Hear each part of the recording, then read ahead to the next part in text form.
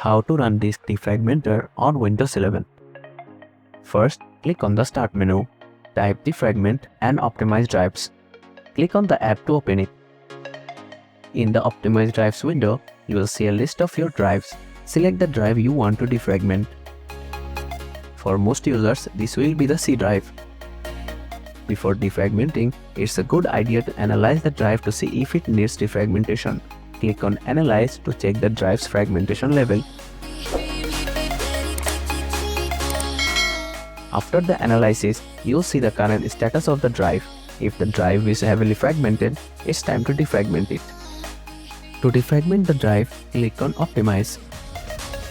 This will start the defragmentation process, which can take some time depending on the size of the drive and the level of fragmentation.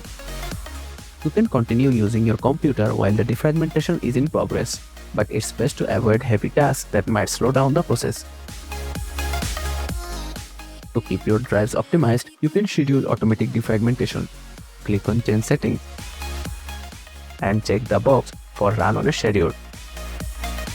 Choose how often you want the defragmentation to run. Then click OK.